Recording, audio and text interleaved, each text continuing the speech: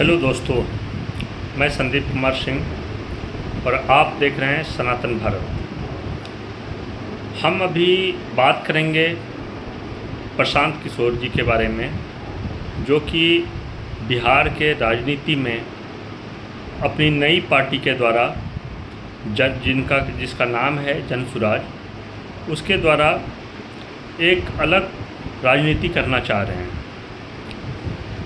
उनके राजनीतिक मुद्दे जो हैं वो तो बहुत अच्छे हैं। वो चाहते हैं कि शिक्षा में सुधार हो, लोगों को रोज़गार मिले, बिहार में रोज़गार का सृजन हो। बहुत अच्छा उद्देश्य है। लेकिन नोट करने वाली बात यह है, इतने दिनों से, जब से भारत आज़ाद हुआ 1947 से लेकर के अभी तक, बहुत सारे नेताओं ने बहुत सारे तरीक़ों से, चाहे आंदोलन हो चाहे और भी तरीक़े हों, राजनीति में वो प्रविष्ट हुए एवं अपना अलग मुकाम बनाए और अपने फ़ायदे के लिए राजनीति का दुरुपयोग भी किया उन्होंने। तो अभी जो प्रशांत किशोर जी हैं, जो कि पहले इलेक्शन स्ट्रेटेजिस्ट थे और उनके पास डाटा के मामले में बहुत अच्छा डाटा है, पूरे बिहार के हर एक गांव का, हर एक ब्लॉक का, हर एक ज़िले का, हर एक जगह का डाटा है उनके पास। उनको पता है कि मुद्दे क्या होने चाहिए, क्या कमियां हैं, क्या चाहिए जनता को। तो ऐसा तो नहीं कि वो जनता को दिग्भ्रमित कर रहे हों और जनता को सिर्फ डाटा के बेस पे अपना बयान दे रहे हों।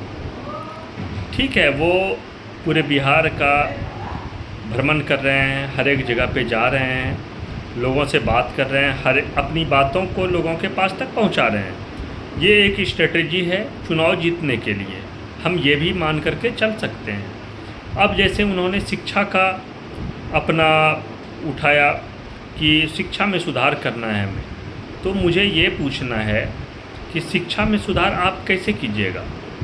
टीचर्स जो हैं, अब हमारे जो बिहार के शिक्षक हैं, उनकी गुणवत्ता को सुधारना कैसे है आपको, उसके लिए आपके पास क्या प्लानिंग है। क्योंकि जब शिक्षा की बात आती है तो शिक्षक की गुणवत्ता सबसे ज़्यादा इम्पोर्टेंट है। उसके बाद बिल्डिंग है। बिल्डिंग अगर थोड़ी ख़राब भी रहेगी और शिक्षक अगर उपयुक्त रहेंगे, उपयोगी रहेंगे, छात्रों को पढ़ाने वाले रहेंगे, अपनी बातों को समझाने वाले रहेंगे, तो कोई दिक्कत नहीं है, छात्र अच्छा कर जाएंगे। लेकिन अगर शिक्षक की गुणवत्ता अच्छी नहीं रहेगी, आप चाहे कितना भी अच्छा बिल्डिंग बना लीजिए, उसका कोई फ़ायदा नहीं होने वाला है। छात्र की शिक्षा में कोई सुधार नहीं होने वाला है। तो इसके लिए प्रशांत किशोर जी ने क्या सोचा है, नंबर 1। नंबर 2 बात, अब आते हैं हम लोग रोज़गार के ऊपर। तो रोज़गार बिहार में सबको पता है कि फैक्ट्री नहीं है और भी रोज़गार के साधन नहीं है। सरकारी जो भी रोज़गार है तो उसमें पॉसिबल नहीं है कि लगभग 13 करोड़ की जनता को इन्वॉल्व किया जा सके। 13 करोड़ की जनता है, अगर हम पर हाउस होल्ड के हिसाब से भी सोचें तो लगभग 3 करोड़ के, लगभग 3 से 4 करोड़ के लगभग हाउस होल्ड हैं पूरे बिहार में। तो अगर हर एक हाउस होल्ड में एक रोज़गार की भी अगर हम बात करें या 2 रोज़गार की भी बात करें हम, तो कम से कम 4 करोड़ रोज़गार चाहिए। अब इस 4 करोड़ के रोज़गार को उत्पन्न करने के लिए सरकारी जो रिक्वायरमेंट है वो काफ़ी नहीं है, तो हमें प्राइवेट की तरफ देखना पड़ेगा। प्राइवेट की तरफ जब हम देखते हैं तो बिहार में ऐसा कौन सा वो जादू का छड़ी वो उठाएंगे और फिर वो घुमाएंगे जिससे कि बिहार में सारी कंपनियां चली आएंगी और वो यहाँ के युवाओं को, ज़रूरतमंदों को रोज़गार देगी।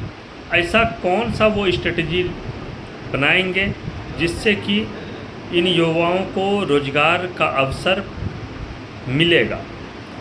वो बात तो करते हैं कि हाँ हम रोज़गार देंगे, हम ये करेंगे, CD रेशियो कम करेंगे या जो भी है, लेकिन सबसे अल्टीमेट और तुरंत में डायरेक्ट जो तरीका है कंपनी में जॉब देने का, ऐसा वो कौन सा स्ट्रेटजी बनाएंगे जिससे कि कंपनियां बिहार में खुलेंगी और वो बिहार के युवाओं को बिहार में ही रोज़गार प्रदान करेगी। मेरा बस इतना सवाल है।